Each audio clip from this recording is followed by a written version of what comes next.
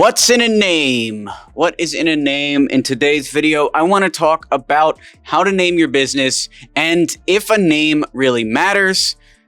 Spoiler alert, it does matter, but not in the way you think. Stick around. This is going to be a good one.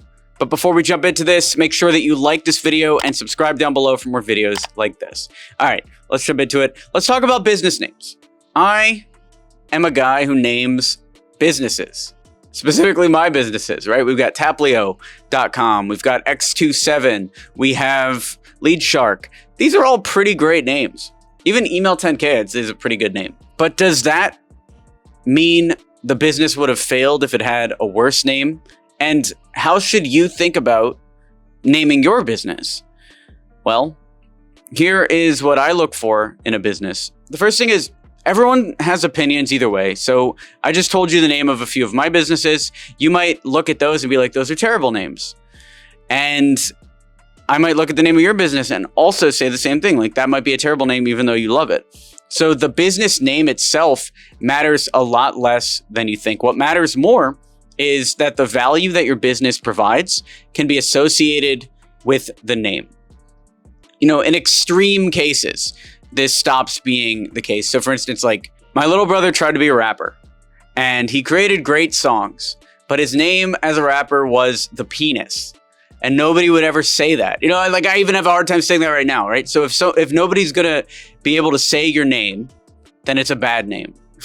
That's one. And you'd be surprised how many people come up with like weird names like that that can't be said. And they think it's just a funny joke. Maybe it works in the room, but if your name is embarrassing to say, nobody will say your business name.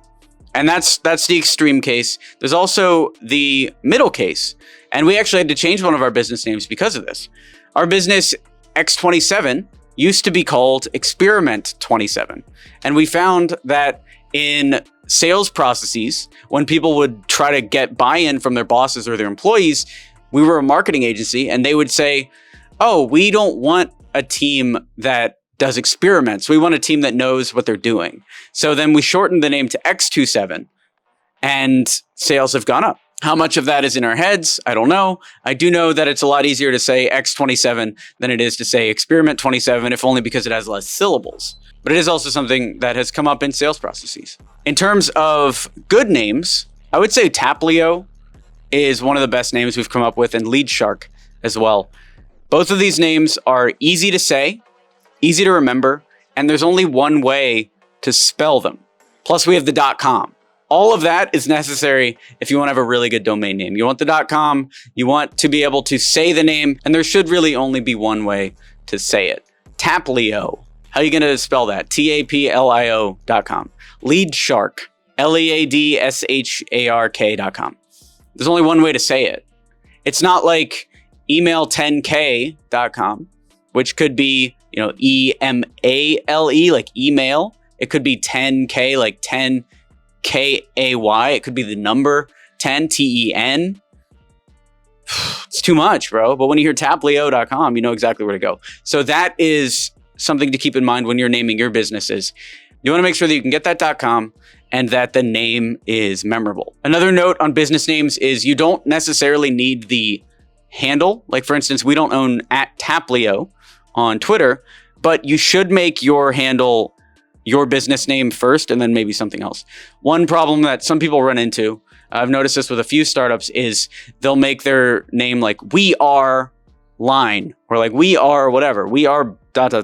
And the problem is when I tag @line on Twitter, it doesn't go to line and I can't even find them. But when you tag @LeadShark, it does find you at LeadShark HQ. Or if you tag @Taplio, it finds the profile. So that's a little subtle note for creating your name.